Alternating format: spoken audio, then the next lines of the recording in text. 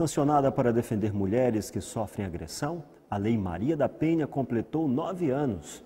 Em Pindamonhangaba, o Conselho de Direitos da Mulher marcou a data com a Conferência Geral da Mulher. Luísa Maiana conversou com a presidente do Conselho. Na última sexta-feira, 7 de agosto, o Conselho Municipal de Direitos da Mulher de Pinda realizou a Conferência Municipal para discutir propostas do Plano de Direitos da Mulher e o Pacto de Enfrentamento à Violência contra a Mulher. Esta data foi escolhida por ser a comemoração da Lei Maria da Penha. Eu estou aqui com a Simone Braça, presidente do Conselho Municipal da Mulher de Pinda, que vai nos falar um pouco mais da conferência e das propostas debatidas no evento. Simone, essa data é muito especial, 7 de agosto, por se comemorar 9 anos da Lei Maria da Penha, e o Conselho não poderia ficar de fora dessa comemoração, não é mesmo? A gente vai comemorar a execução dessa Lei Maria da Penha, por ela existir hoje no nosso país. E a conferência foi discutida, várias propostas para que a gente possa estar dando um enfrentamento maior contra a violência à mulher. E nessa conferência, nós conseguimos entregar ao prefeito, o prefeito Vito, prefeito de Pindamonhangaba, nós conseguimos entregar o Pacto de Enfrentamento de Violência contra a Mulher. Na conferência municipal, a gente preparou esse material, esse pacto, para entregar, para a gente poder estar fiscalizando e, ao mesmo tempo, acompanhando as políticas públicas do nosso município, que venha estar confrontando, venha estar executando e dando um apoio maior a essa mulher que sofre essa violência doméstica. Muito obrigada, Simone. Fica então aí a reflexão do Conselho da Mulher de Pinda para toda a sociedade. Os interessados que quiserem acompanhar as atividades do Conselho podem acessar as páginas do órgão, da instituição, através das redes sociais. Luísa Maiana, repórter setorial. Descobrir a Bíblia de forma científica. Essa é a proposta do Seminário de Ciências Bíblicas que acontece na FUNVIC, em Pindamonhangaba, entre os dias 14 e 15 de agosto. O Everton Tavares.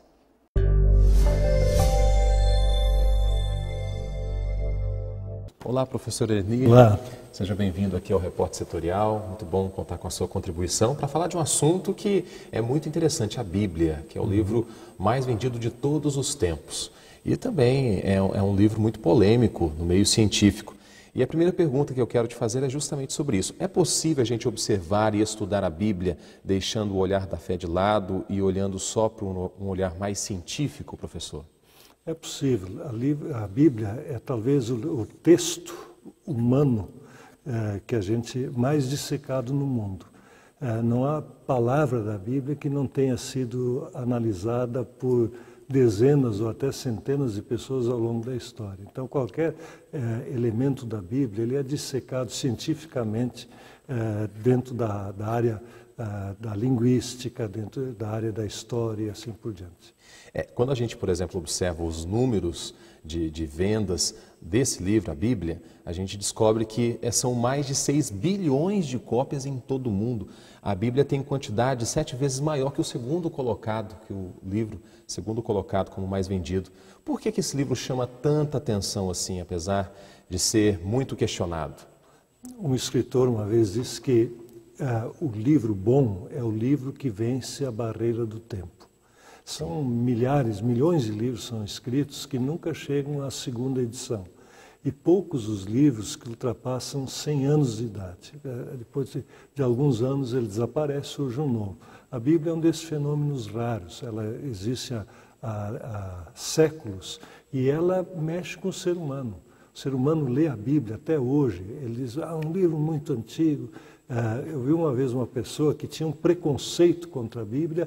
Ele disse, eu não queria ler porque achava que era um livro ultrapassado. E aí um dia eu pensei, deixa eu ler para ver. E ele hoje é um apaixonado pela Bíblia. A Bíblia mexe com as pessoas, ela tem algo a mais. A gente que crê diz que é a palavra de Deus. Quem não crê e quer chegar à Bíblia, ele também vai chegar com muita curiosidade e vai ver que é um livro que, em vez de nós lermos a Bíblia é quem nos lê. É uma situação muito interessante, e porque quando o senhor fala, por exemplo, nessa situação ao longo do tempo, a gente percebe que as mídias foram também se alterando, e hoje a gente tem, por exemplo, a mídia digital, e é possível a Bíblia conseguir se atualizar também, conseguir entrar de uma forma mais concisa nessa mídia digital, professor? Ela já está presente na mídia digital. Se você quiser ler o texto bíblico hoje, na maioria das línguas do mundo, você consegue ler através de aplicativos que você encontra na internet. E cada vez vai se tornando mais fácil. Nós estamos até preparando um aplicativo que possivelmente em 2 meses já vai estar à disposição do público, que você baixa no seu telefone celular e ali mesmo você pode ler a Bíblia. Aliás, isso é uma maneira de entrar a Bíblia em qualquer lugar do mundo. Tem países até hoje onde as pessoas não permitem que a Bíblia entre. É proibido, seja por conflito interreligioso ou por outras questões políticas, mas dessa maneira em qualquer parte do mundo hoje a Bíblia entra. Existem canais de televisão abertos que passam o dia simplesmente apresentando leitura e na tela o script do texto bíblico. Então, pessoas podem ver a Bíblia, ler a Bíblia, ouvir a Bíblia em qualquer parte do mundo por causa da mídia digital. Muito legal, muito interessante a gente ter a Bíblia tão fácil acesso, mas assim, quando nós, por exemplo, observamos fatos históricos da Bíblia, hoje os cientistas, arqueólogos conseguem explorar e identificar que, de fato, a Bíblia é uma fonte confiável, historicamente falando, professor? É uma das fontes que é mais usada para a história antiga. Evidentemente que a Bíblia ela se restringe a um pequeno pedaço do nosso mundo, mas ali, por exemplo, existem informações preciosas, geográficas, os rios que até hoje estão lá para serem vistos. Havia a questão no Egito, o rei do Egito é Faraó. Essa informação a Bíblia disseminou pelo mundo inteiro. A maioria das pessoas já ouviu falar no Faraó e não saberia que esse é o rei do Egito se não fosse por informação bíblica. Então, a Bíblia é um dos elementos de maior confiança histórica que se pode ter na pesquisa da história. Sim, inclusive, falando mais sobre a Bíblia, a gente está discutindo fatos históricos, fatos científicos do que algumas pessoas têm falado sobre a palavra de Deus, né, a Bíblia. Falando um pouquinho sobre o seminário que vai acontecer aqui em Pindamonhangaba, na Fundação Universitária Cristã, Vida Cristã, a FAP. Qual que é o objetivo desse seminário, professor? A Sociedade Bíblica do Brasil, ela realiza esses seminários por todo o país. Já foram mais de 30 mil pessoas hoje que assistiram a esse seminário de ciências bíblicas no nosso país. Qual é a intenção? A intenção é justamente mostrar a atualidade da Bíblia do ponto de vista, inclusive, científico. Nesse seminário aqui, que nós vamos ter aqui em Pindamonhangaba, um dos temas que nós vamos debater com os nossos apresentadores é justamente como a Bíblia chegou até nós. Tecnicamente, isso se chama transmissão do texto. Como um livro que começou a ser escrito milênios antes de Cristo chegou até os nossos dias. Então, essa transmissão do texto. Outras questões ligadas. Como se comunica um livro tão antigo, de outra cultura, que era uma cultura agropastoril no Antigo Testamento, como se fala isso num mundo hoje que vive em grandes cidades, em grandes metrópoles, como aqui pertinho de São Paulo, com praticamente 20 milhões de habitantes morando numa pequena área geográfica. O que tem a ver uma coisa com a outra? Como se comunica essa mesma palavra para que ela seja entendida hoje? Como se faz a tradução? A tradução é um mundo riquíssimo, é a tradução da Bíblia. Por exemplo, existem coisas culturais. Quando Jesus contou a história do fariseu e do publicano, o publicano batia no peito. O que significa bater no peito? Naquele tempo significava um sinal de humildade. hoje significa de orgulho. Quando a pessoa diz que fez um gol no futebol, bate no peito, fui eu que fiz. Hoje, a humildade é bater na cabeça. Que coisa que eu fiz! Então são vários aspectos culturais que precisam ser né? traduzidos. Como se faz isso de uma maneira que você continue fiel ao texto e traga a mensagem para os nossos dias? Muito bom. Fica então o convite aí para você participar desse seminário. Vai acontecer aqui em Pindamonhangaba, na FAP, e você pode obter mais informações através do site que está aparecendo aqui no seu vídeo. Você pode fazer a sua inscrição, inclusive as inscrições devem ser feitas rápido, porque existem limites, né, para essas inscrições. Bom, o seminário acontece entre os dias 14 e 15 de agosto. Muito obrigado, professor Erni. Obrigado por você. Contar aqui com a sua contribuição. Conversamos aqui com Erni Seibert, ele é doutor em Ciência da Religião, mestre em Teologia e secretário de Comunicação da Sociedade Bíblica do Brasil. Muito obrigado, professor. Obrigado. Obrigado, Tavares. Em comemoração ao Mês dos Pais, Taubaté promove uma exposição de fotos para retratar um dos momentos mais emocionantes de um pai, o casamento de sua filha. Em Taubaté, uma exposição de fotos resolveu comemorar o Mês dos Pais, mostrando um momento muito importante nas suas vidas, o casamento de suas filhas. As obras são do fotógrafo Felipe Souza, aqui comigo, que vai falar mais sobre elas. Felipe, qual a importância desse momento retratado nas fotos? Eu acredito que é um momento de transição, né? Assim, na verdade, as fotografias são de casamento, mas é uma homenagem aos pais, então é uma carga emocional muito grande, é muita coisa envolvida, é a transição mesmo daquela menina, né, que ele criou, até transformando hoje numa moça, numa mulher e outra família. Então eu acredito que tem muito disso nas fotografias e é isso que eu sempre busco, assim, retratar sentimento, a verdade e o que a pessoa está sentindo de verdade, não só a foto tradicional ou a pose, alguma coisa desse tipo. Você acha que é um momento que muda a vida de um pai? Não, com certeza. Eu como pai, minha filha, na verdade a ideia de fazer as fotografias foi quando eu recebi a notícia que ia ser pai, mas ela tem 3 meses de idade, então ela está muito longe de se casar, mas desde o momento que eu descobri que ia ser pai, minha vida realmente mudou. E são várias etapas, né? E talvez a de maior transição ou de impacto seja esse momento do casamento da filha. E a exposição aqui vai até que dia? Vai até dia 28 de agosto no Shopping Via Vale.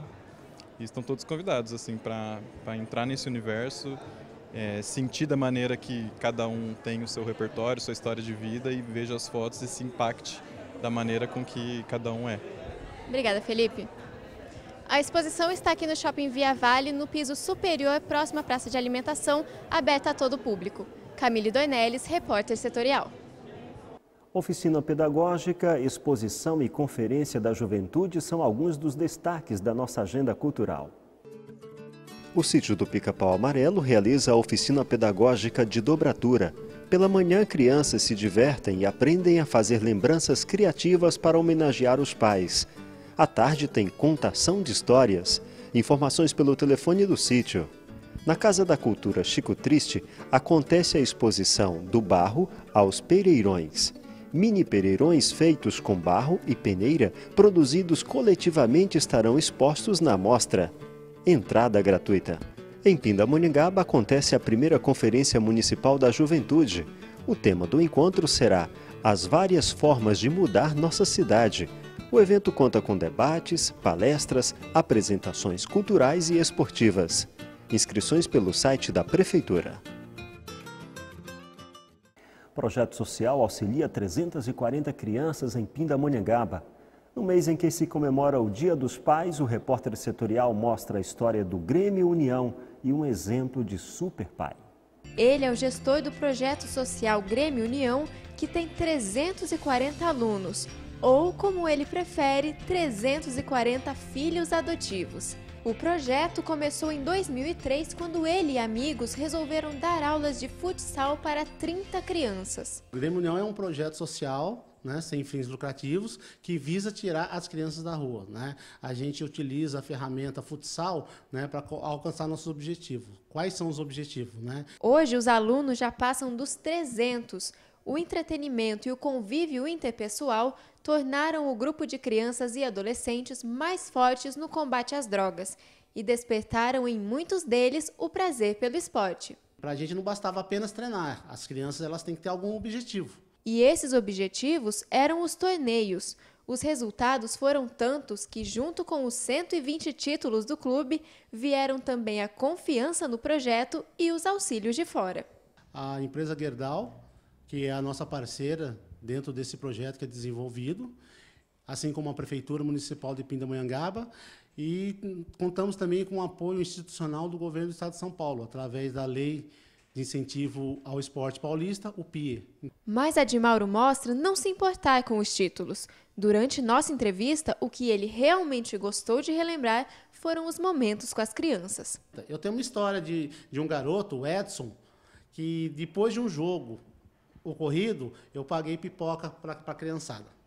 Aí a criançada estava tudo comendo pipoca. Ele devia ter seus 11 anos de idade, 10 anos de idade. Ele pegou, trouxe o saquinho de pipoca para mim, eu peguei o queijo de cima e ele foi junto com a criançada comer. Tempo depois ele voltou. Ele voltou com um saquinho com todos os queijos no fundo do saquinho.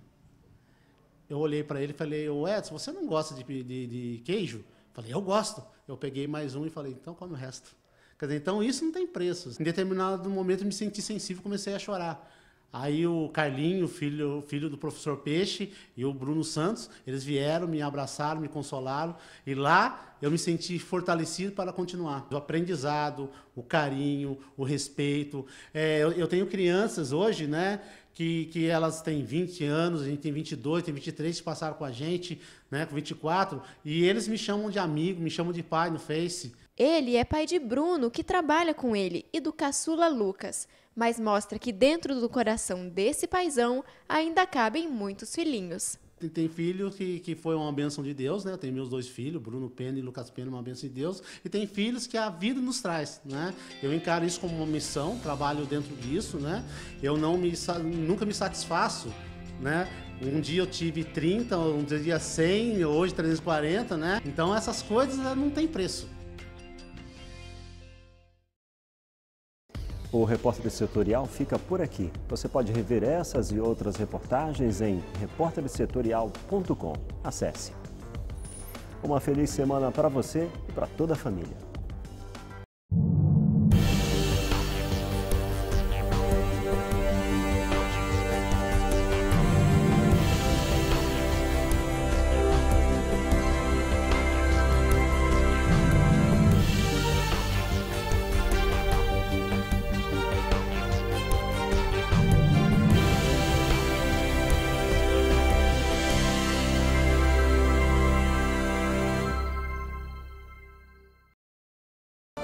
O repórtersetorial.com é o seu novo acesso.